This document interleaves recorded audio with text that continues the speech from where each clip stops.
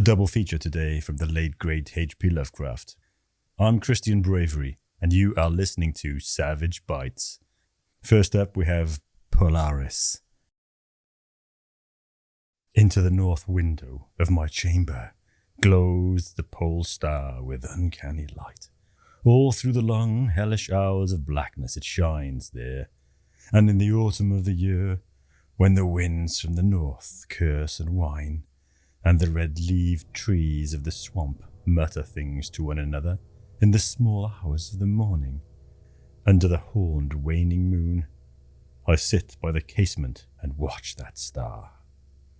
Down from the heights reels the glittering Cassiopeia, as the hours wear on, while Charles Wayne lumbers up from behind the vapor-soaked swamp trees that sway in the night wind. Just before dawn, Arcturus winks ruddily from above the cemetery on the low hillock, and Coma Berenices shimmers weirdly afar off in the mysterious east. But still the pole star leers down from the same place in that black vault, winking hideously like an insane watching eye, which strives to convey some strange message, yet recalls nothing save that it once had a message to convey. Sometimes when it is cloudy, I can sleep.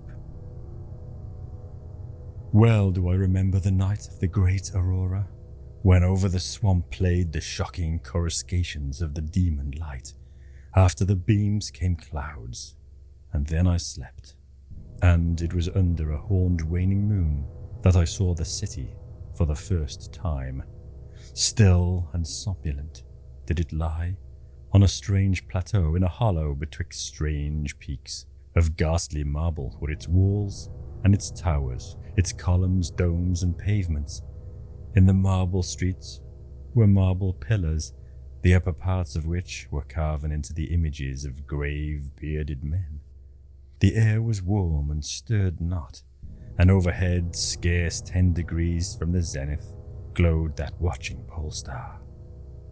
Long did I gaze on the city, but the day came not. When the red Aldebaran, which blinked low in the sky but never set, had crawled a quarter of the way around the horizon, I saw light and motion in the houses and the streets. Forms, strangely robed, but at once noble and familiar, walked abroad, and under the horned waning moon, men talked wisdom in a tongue which I understood, though it was unlike any language I had ever known. And when the red Aldebaran had crawled more than halfway around the horizon, there were again darkness and silence. When I awakened, I was not as I had been. Upon my memory was graven the vision of the city, and within my soul had risen another and vaguer recollection, of whose nature I was not then certain. Thereafter, on the cloudy nights when I could sleep, I saw the city often, sometimes under that horned waning moon, and sometimes under the hot yellow rays of a sun which did not set, but which wheeled low around the horizon, and on the clear nights the pole star leered as never before. Gradually, I came to wonder what might be my place in that city, on the strange plateau betwixt strange peaks. At first content to view the scene as an all-observant incorporeal presence, I now desired to define my relation to it, and to speak my mind among the grave men who conversed each day in the public squares. I said to myself, this is no dream, for by what means can I prove the greater reality of that other life in the house of stone and brick south of the sinister swamp and the cemetery on the low hillock, where the pole star peers into my north window each night? One night, as I listened to the discourse in the large square containing many statues, I felt a change, and perceived that at last I had a bodily form. Nor was I a stranger in the streets of Olatho, which lies on the plateau of Sarkis, betwixt the peaks of Noton and Cardiphonec. It was my friend Alos who spoke, and his speech was one that pleased my soul, for it was the speech of a true man and patriot. That night had the news come of Dacos' fall, and the advance of the Intuos, squat, hellish yellow fiends, who 5 years ago had appeared out of the unknown west to ravage the confines of our kingdom, and finally to besiege our towns. Having taken the fortified places at the foot of the mountains, their way now lay open to the plateau, unless every citizen could resist with the strength of 10 men. For the squat creatures were mighty in the arts of war, and knew not the scruples of honor which held back our tall, grey-eyed men of Lomar from ruthless conquest. Alos, my friend, was commander of all the forces of the plateau, and in him lay the last hope of our country. On this occasion, he spoke of the perils to be faced, and exhorted the men of Olatho, bravest of the Lomarians, to sustain the traditions of their ancestors, who, when forced to move southward from Zobna before the advance of the great ice sheet, even as our descendants must someday flee from the land of Lomar, valiantly and victoriously swept aside the hairy, long-armed cannibal Nofkes that stood in their way.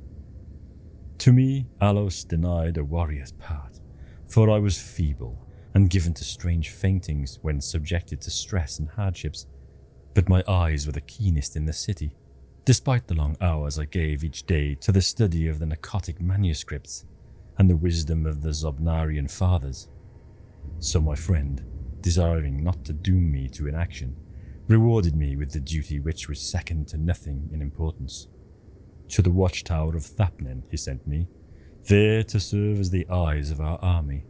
Should the Intuos attempt to gain the citadel by the narrow pass behind the peak Noton, and thereby surprise the garrison, I was to give the signal of fire which would warn the waiting soldiers and save the town from immediate disaster. Alone I mounted the tower, for every man of stout body was needed in the passes below. My brain was sore, dazed with excitement and fatigue, for I had not slept in many days, yet was my purpose firm. For I loved my native land of Lomar, and the marble city of Olatho, that lies betwixt the peaks of Noton and Cadifanek. But as I stood in the tower's topmost chamber, I beheld the horned waning moon, red and sinister, quivering through the vapours that hovered over the distant valley of Banoff. And through an opening in the roof glittered the pale pole star, fluttering as if alive, and leering like a fiend and tempter. Methought its spirit whispered evil counsel, soothing me to traitorous somnolence, with a damnable rhythmical promise, which it repeated over and over. Slumber, watcher, till the spheres, 26,000 years, have revolved and I return to the spot where now I burn. Other stars anon shall rise to the axis of the skies, stars that soothe and stars that bless, with a sweet forgetfulness. Only when my round is over shall the past disturb thy door.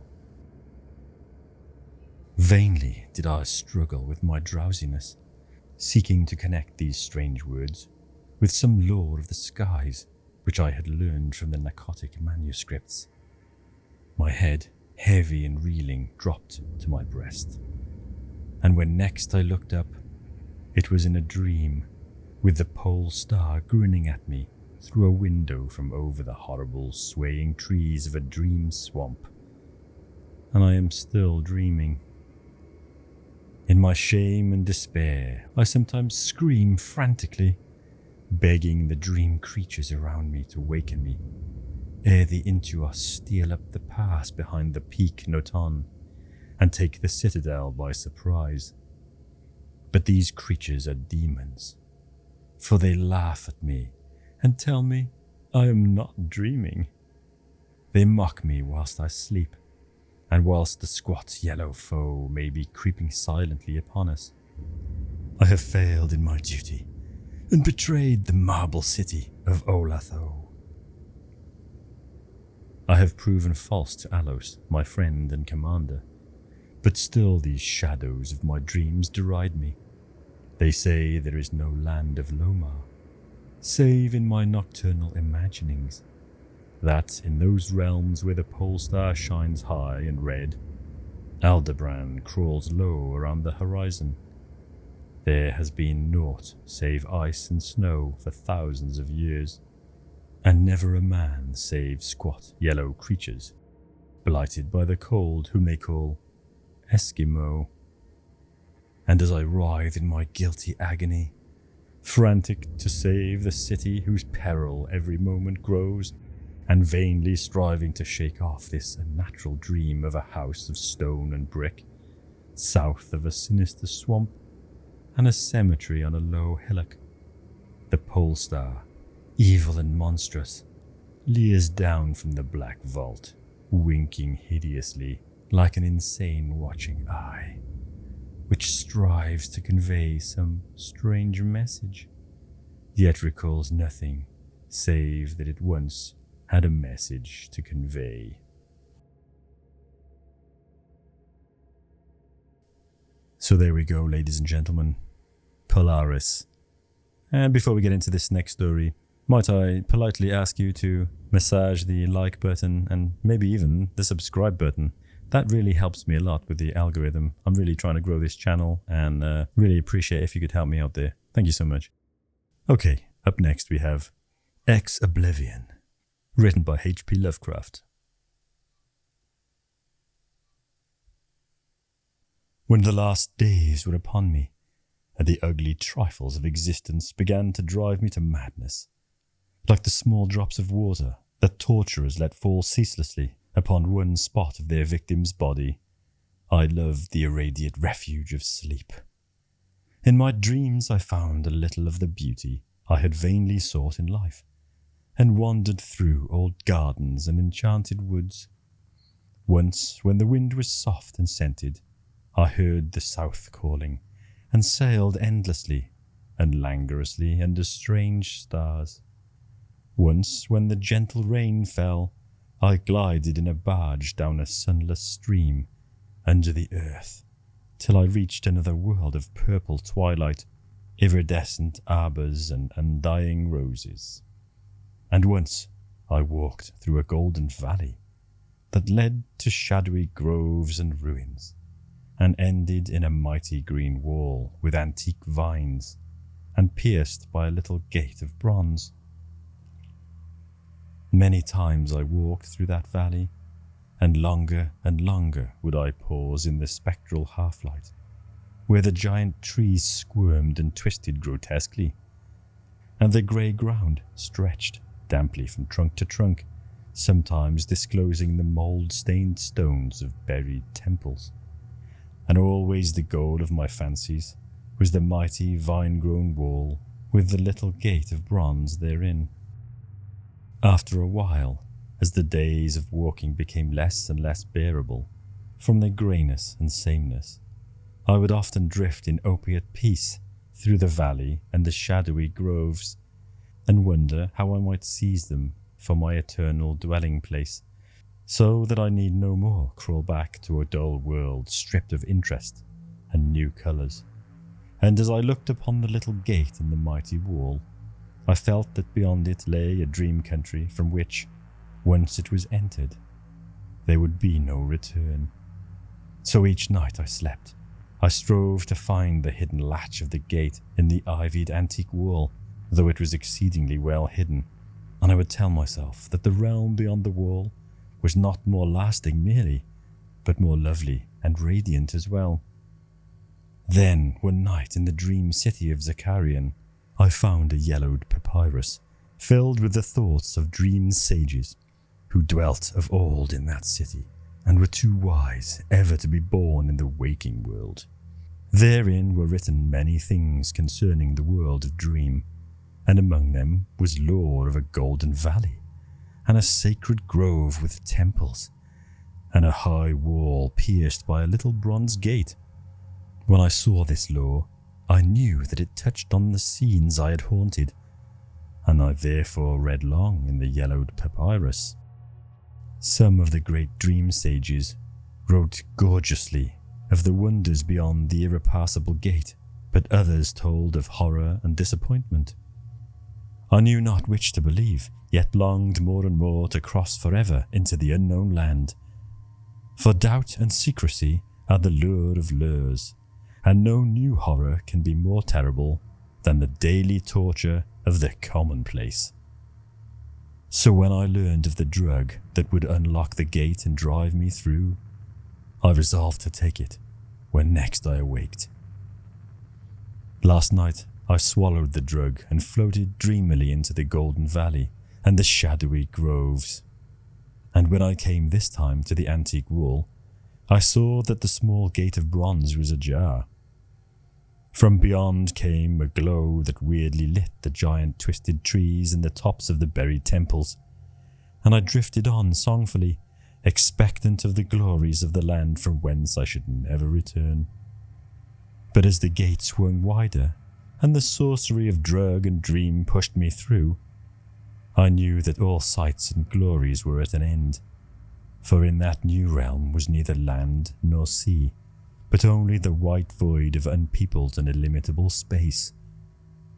So, happier than I had ever dared hope to be, I dissolved again into that native infinity of crystal oblivion, from which the demon life had called me for one brief and desolate hour. Well, there you go, folks. Ex Oblivion. One suspects Howard was in a bit of a black mood when he wrote that one. 'Tis the curse of the great artist, perhaps, to be a bit of a depressive on times. Definitely the poor lad suffered a little during his life. Suffered a lot, probably. The mismatch between reality and his expectation, should we say. From that crucible of pain, the world has been delivered some amazing works. So I think we all just have to thank the guy for persevering with his calling, not being dragged aside by worldly things, but just focusing on what he was put here to do. You know, we can all take something from that, I think. You know, it's very easy to get sucked into the worldly and into money making and these types of things. But there's higher goals, right? There's higher aspirations that also deserve our time, you know, and our dedication and our focus. Anyway, I'm drifting off on one here. I hope you enjoyed today's readings. That being said, thank you so much for listening. Again, urge you to like and subscribe if you enjoyed the stories. You have been listening to Savage Bites.